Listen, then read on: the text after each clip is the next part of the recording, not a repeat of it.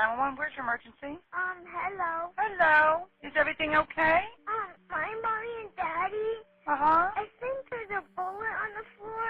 There's a what? And there's blood coming out of my dad's mouth, and he fell off the bed. He did. Where's Mommy at?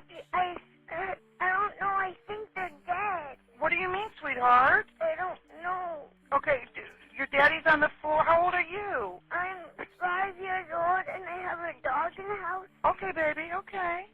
And, Let me get something right over to you. Did you go in your mommy and daddy's room? and there's blood. All over the place? Not all over. There's blood on the plant and blood on the floor. Oh, my goodness. And you have your little doggie with you? And 3 cats. And you got some cats, too? 3 cats and 1 dog. Okay. Are you the only one there besides Mommy and Daddy? I said Mommy and Daddy, and they didn't even answer. Okay. Okay, what I want you to do, honey, I want you to stay on the phone with me. What is your name? Oh, that's a very pretty name. Actually, it's Oh, I'm so sorry. That is a beautiful name. What's your doggie's name? Liza. Okay. And what made you wake up tonight? Okay. And what made you wake up tonight? I think I heard a gunshot. You heard a gun? Yes, and I see a bullet laying on the floor. I think it's a bullet. Really? Mm-hmm. Who has a gun in the house? I don't see a gun, but I'm scared. Oh, sweetheart, I will not let anything happen to you. Can you send the deputy down? I promise I will. And you're only 5 years old? Mm-hmm. You are so smart for 5 years old. Wow. Are you off of school this week? No, I go to school next year. You do? Oh, my gosh, you're not even in kindergarten yet? No, Oh, what's your doggie's name? Liza. Liza. What kind of doggie is she? She's a lab. Oh, my God, I love those. Those are so beautiful. Is she a black lab or is she a yellow lab? A black lab. Oh, my, you are so smart. With, brown eyes. Oh, my goodness, how old is she? She's like 3 years old or 2 years old. I don't really know. Wow. You can remember her for a long time, huh? Yep. Oh, my goodness. Was there anybody else in the house besides you and Mommy and Daddy tonight? Like an uncle or anything? No, there's no robber in the house. Okay. Well, I didn't think there'd be a robber, sweetheart. Did you have anybody staying over the night with you guys tonight? Okay. Staying over the night with you guys tonight? Okay. So, and the doors are all locked and everything like that. Where are you in the house? Well, I was in my room sleeping until I heard a noise shot and it woke me up. Oh, my goodness. What part of the house are you in at now?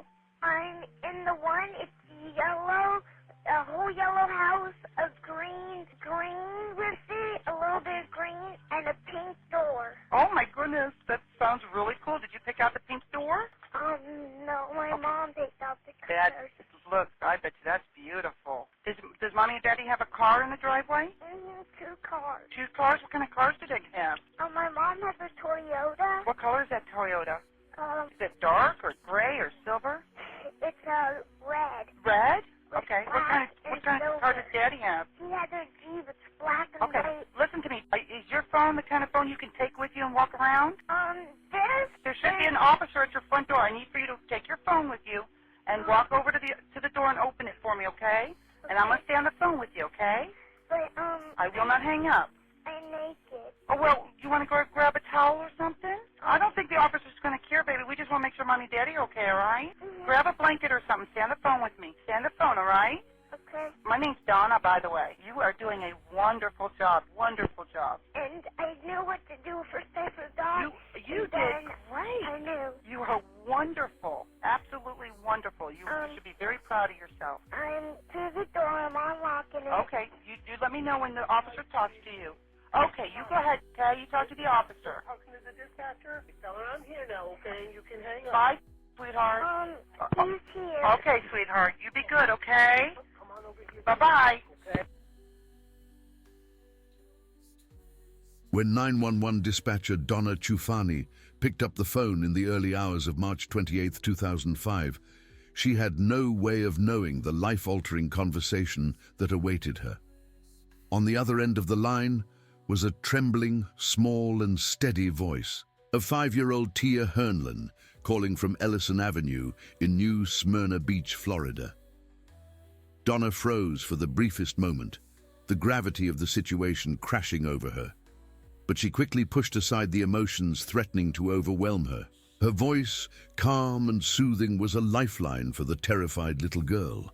Every second felt like an eternity as Donna juggled two crucial tasks. Keeping the child calm and ensuring help was dispatched immediately. Her fingers flew across the keyboard, relaying the address to responding officers.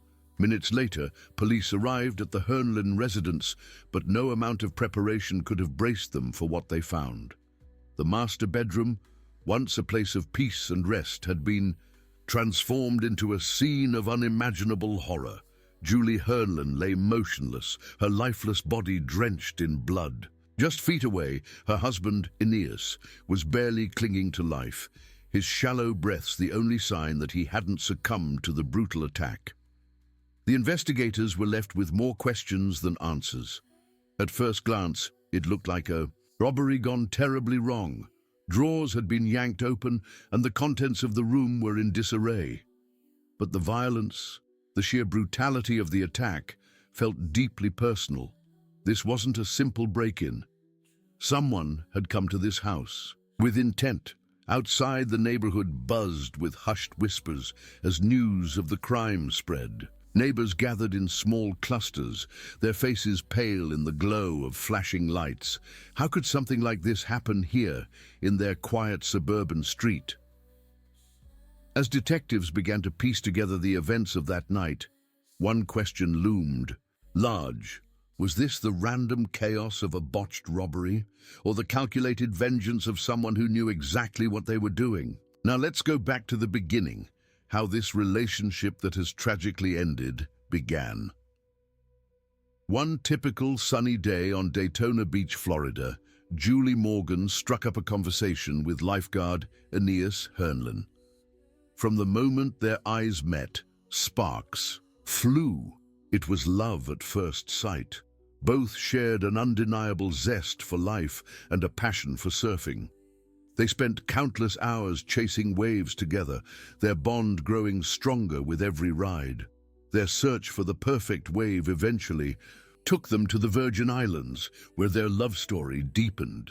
It was there, surrounded by sun-soaked beaches and turquoise waters, that they exchanged vows, promising to surf through life's highs and lows together.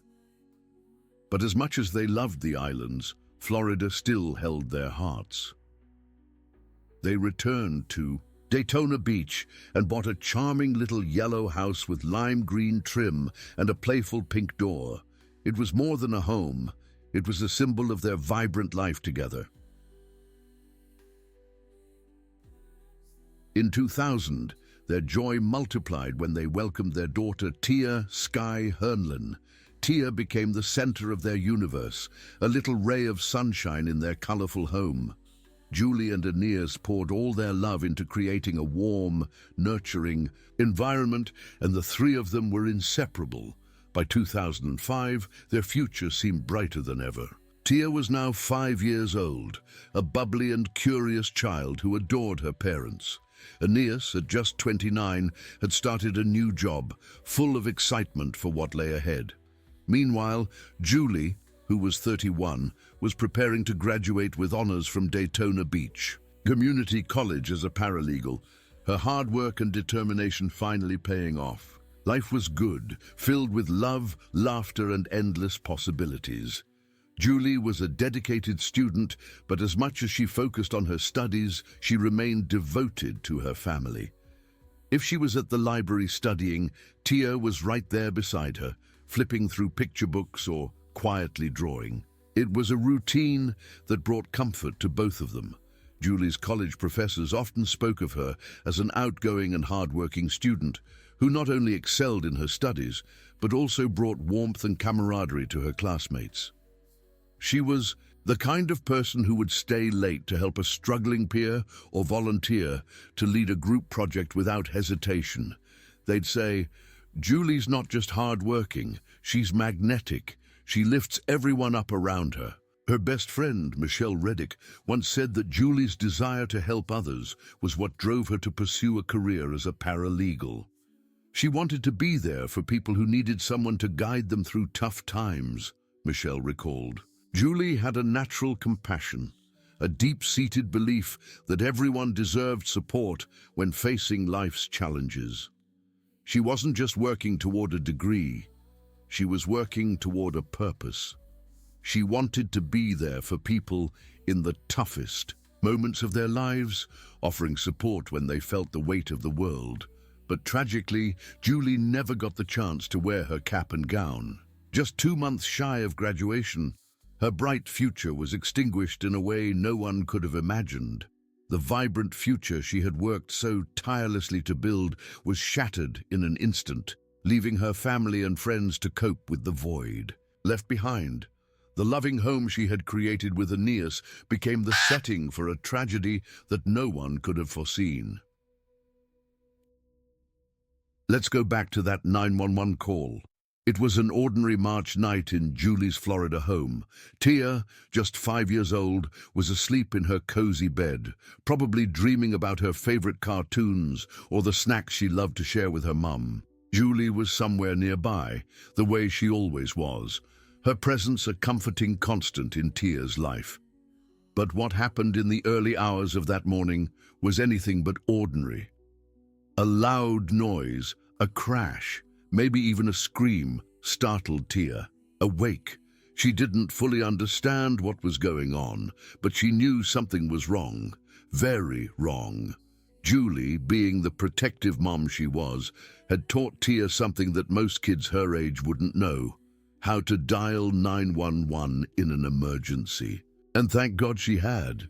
With her tiny hands trembling and tears streaming down her face, Tia picked up the family's landline phone and pressed the 3 numbers her mom had shown her. Imagine this: a 5-year-old girl gripping a phone, her tiny hands shaking as she dials 911. It's the middle of the night, and she's just woken up to a scene no child should ever have to witness. That little girl was Tian Hernlen, and the call she made that night would send shivers down your spine. When dispatcher Donna Ciufani answered the call, she had no idea what she was about to hear. Tia's voice, small, innocent, but astonishingly steady, came through. Let me tell you, this isn't just any 911 call. It's one of those that stays with you forever. Donna later said she was blown away by Tia's composure. You don't get adults to talk like this little girl does. She knew exactly what to do, she recalled. And it's true. Tia wasn't just calm. She was sharp. She described the scene, answered Donna's questions, and stayed on the line like she had been trained for this moment. But behind Tia's bravery was heartbreak. Donna could hear it in her voice, the fear, the confusion, the pain of not understanding why this was happening. Donna's first priority was keeping Tia talking, not just to gather information, but to reassure her that she wasn't alone. She'd woken up to a living nightmare, Donna reflected later. And the one person she needs is her mommy. That statement hits hard. Think about it. Tia's mom, Julie, had been her rock, her safety net. And now, in this moment of absolute chaos, Julie couldn't be there for her. It's the kind of pain that no child should ever have to endure. Now let's pause here for a moment. We often hear stories about 911 calls that went wrong, times when critical mistakes were made, like in the tragic case of Denise Amber Lee. In that instance, multiple mishandled 911 calls led to devastating consequences and sweeping reforms in emergency response protocols. But it's easy to forget something crucial. These dispatchers are human. They're navigating life or death situations in real time, often without all the information they need. In Donna's case, she wasn't just balancing professionalism with empathy. She was carrying the weight of knowing a child had just lost the 2 most important people in her life. How do you even begin to handle that? I had to keep her talking, keep her grounded, Donna recalled. But every word she said broke my heart. I just wanted to reach through the phone and hug her. As Tia answered Donna's questions about what had happened, she unknowingly provided crucial details for investigators. Donna gently coaxed out bits of information, enough to piece together that someone had entered the home and attacked Julie and her husband while they slept. As the minutes ticked by during that call, Donna Ciufani's focus shifted to an even more pressing concern: Tia's immediate safety. What if the person responsible for this horrific crime was still in the house? That thought alone must have sent chills down her spine. Donna later reflected, "On that moment, I'm thinking I can't let anything happen to this baby. I have to get someone to her now because I can't reach through the phone and pick her up." That helplessness, paired with her unwavering determination, must have been overwhelming. Every second must have felt like an eternity. As Donna spoke, with Tia, she kept her voice calm and reassuring, masking the urgency and fear bubbling beneath the surface. She couldn't let Tia feel that panic. She had to be her anchor. In the background, police were racing to the Hernlen home. Donna was their lifeline, relaying critical information she had carefully gathered from Tia. The layout of the home, the fact that Tia was unharmed, the haunting details of what she had seen, all of it helped first responders prepare for what they were about to walk into. Finally, the moment came. Police arrived at the house. Donna must have felt a wave of relief when Tia was able to put the phone down. But that relief was probably short-lived. She knew what the officers were about to uncover, and she knew the trauma that little girl would carry for the rest of her life. I can only imagine that Donna didn't sleep much that night. Calls like that, calls where you connect so deeply with someone in crisis, don't just fade from memory. They stay with you forever. After 20 years working for the Daytona Beach Police Department, Donna left her role in December 2005, just months after this harrowing incident. Was it this call that finally pushed her to step away? It's hard to say for certain, but it's clear the emotional weight of those years in service left a lasting mark. When County Deputy Brian Williams arrived at the Hernlen home, he had no idea just how heartbreaking the scene would be. The dispatcher had warned him about the details Tia had shared, but hearing about it and walking into it are two very different things. As Brian approached the house, he saw Tia standing behind the door, small and brave, but utterly alone. He instructed her to unlock the door and hang up with Donna, who had been her lifeline through this nightmare. Gently, he picked her up and carried her out of the house, placing her in the back seat of his patrol car. Tia didn't cry. She just sat there quietly as the events of the morning unfolded around her. Brian would later admit, "I felt so bad for her. She didn't cry, but I wanted to cry for her." Imagine that. A grown man, a trained law enforcement officer who had likely seen his fair share of tragedy, being brought to the brink of tears by the sheer weight of what this little girl was enduring. Inside the house, the scene was devastating. Julie Hernlen, the vibrant, loving mother who had been Tia's entire world, was dead. She had been attacked in her sleep, never given a chance to fight back. Aeneas Hernlen, Julie's husband and Tia's father, was still alive, but barely. He was rushed to Daytona Beach Hospital in critical condition, clinging to life with every ounce of strength he had left. Doctors worked tirelessly to save him, but the injuries he had sustained were too severe. He passed away the next day, leaving Tia without both of her parents. The question on everyone's mind was this: who could do something so horrifying? Who could brutally murder two loving parents, leaving behind a little girl to discover the carnage? Shockingly, it didn't take long for police to uncover the truth. As deputies combed through the house, they began piecing together clues.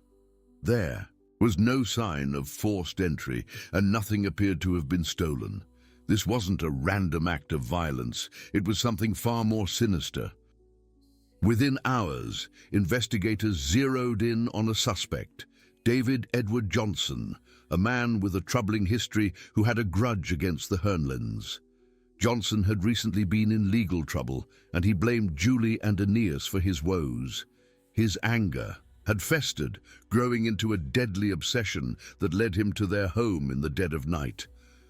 What makes this even more chilling is how premeditated it was. Johnson had planned this attack, sneaking into their home and carrying out his horrific crime while Julie and Aeneas slept. He didn't care that their 5-year-old daughter was just a few rooms away, or that she would wake up to find the aftermath of his cruelty. For investigators, the motive became clear. Johnson was consumed by a twisted sense of vengeance, but what he did to this family defied all logic and humanity. As deputies worked to process the crime scene and secure evidence, Tia sat quietly in the patrol car, waiting. It's almost unimaginable what must have been going through her mind. She was too young to fully understand the gravity of what had happened, but she had already seen more than most people would in a lifetime. David Edward Johnson wasn't a stranger to Julie Hernlen. In fact, he was the very person she had feared most in the months leading up to that tragic night. 2 months before the murders, Julie had taken what she thought was the right step to protect her family.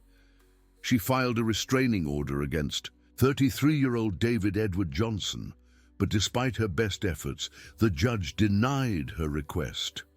The reason? According to the court, there was no proof of violence, and the allegations of stalking were deemed too hard to prove. It's infuriating to think about now. Julie knew Johnson was dangerous. She'd been living with his harassment for months, yet the system failed her when she needed it most. So who was David Edward Johnson, and why was he so obsessed with the Hernlen family? Johnson was convinced that Julie and Aeneas had tipped off law enforcement about his illegal activities. Back in November 2004, Johnson had been arrested on charges of growing marijuana and possessing steroids. Instead of owning up to his crimes, he created a twisted narrative where Julie and Aeneas were the villains, believing they were responsible for his downfall. The devastating truth: the Hernlens had nothing to do with his arrest. They weren't involved in any way, but Johnson couldn't let go of his paranoid delusions. He fixated on them, letting his anger spiral into something far more sinister. Julie was well aware of the threat Johnson posed. She confided in her closest friends and family, telling them how scared she was. "He's ruining my life," she reportedly said. Her fear was palpable. She knew this wasn't just a minor annoyance, it was a dangerous situation that could escalate at any moment. Starting in December 2004, Julie began documenting everything. Every time Johnson drove by their house, called or made a threat, she wrote it down. She kept meticulous records, noting dates, times, and even descriptions of his behavior. This wasn't paranoia, it was preparation. Julie was trying to build a case, to create a paper trail that could prove to the court just how serious Johnson's harassment was. But despite her diligence, the system failed her. The restraining order was denied, and Johnson's behavior went unchecked. Looking back, it's chilling to think about how much Julie tried to protect her family. She saw the danger coming, but no matter how much she prepared, she couldn't stop what was about to happen. Johnson's obsession, fueled by his irrational hatred, culminated in the ultimate act of violence. When Julie Hernlen's request for a restraining order against David Johnson was denied, it was a blow that left her feeling helpless. She had done everything right, kept records, documented his harassment, and sought legal protection for her family. But now, with the court unwilling to act, she was left on her own to face a man she knew was dangerous. Julie called her best friend Michelle in tears after the decision. It wasn't just frustration or anger in her voice, it was fear, raw and undeniable. "If I'm not here next week," she told Michelle, "this is the reason why, and this is who killed me." It's heartbreaking to imagine Julie saying those words. She knew deep down that David Johnson was capable of violence. She just didn't know when or how he would strike. After the horrific murders of Julie and Aeneas, police wasted no time zeroing in on their prime suspect. All the signs pointed to David Edward Johnson. His harassment, his grudge, and the escalating threats he had made against the Hernlen family gave a clear picture. With a warrant in hand, officers headed to Johnson's property to arrest him. But when they arrived, they discovered it was already too late. After murdering Julie and Aeneas, Johnson had gone back to his house and taken his own life. It was the final act of a man consumed by anger, paranoia, and despair. He had taken everything from the Hernlen family and, in the end, robbed justice of its chance to hold him accountable. As investigators searched Johnson's home, they uncovered chilling evidence that revealed the depth of his obsession. On his refrigerator, pinned like trophies, were newspaper clippings about his November 2004 arrest. Articles detailing the charges against him, the legal proceedings, and his looming trial were carefully displayed alongside documents related to the case. These weren't just scraps of paper, they were symbols of his resentment, a constant reminder of the grudge he had irrationally nurtured against Julie and Aeneas. To Johnson, these items were likely justification for his twisted actions, fuel for the hatred that ultimately led to the destruction of an innocent family. The discovery of these clippings provided investigators with a glimpse into Johnson's state of mind. He wasn't just angry, he was obsessed. The Hernlens had become the focus of all his rage and frustration, even though they were entirely uninvolved in his legal troubles. For the police and for those who knew the Hernlen family, Johnson's death was a bitter ending. It meant there would be no trial, no opportunity for the truth to come out in court, and no chance for Julie and Aeneas's loved ones to see justice served. Instead, the tragedy left a trail of heartbreak and unanswered questions. Could more have been done to protect Julie and her family? What signs were missed, and how many others like Julie are denied protection until it's too late? After losing both her parents in such a horrific and senseless way, 5-year-old Tian Hernlen's world was turned upside down. Everything she knew, her home, her family, her sense of safety, was gone in an instant. But even in the aftermath of unimaginable tragedy, there was a glimmer of hope: her grandparents. Tian moved in with her maternal grandparents in Central Florida, who immediately stepped in to provide her with a stable and loving environment. For Tian, who had endured what no child ever should, this was a chance to begin healing. Her grandparents gave her what she desperately needed: security, warmth, and a space to grieve without fear. But the challenges ahead weren't just emotional. There were practical concerns, too.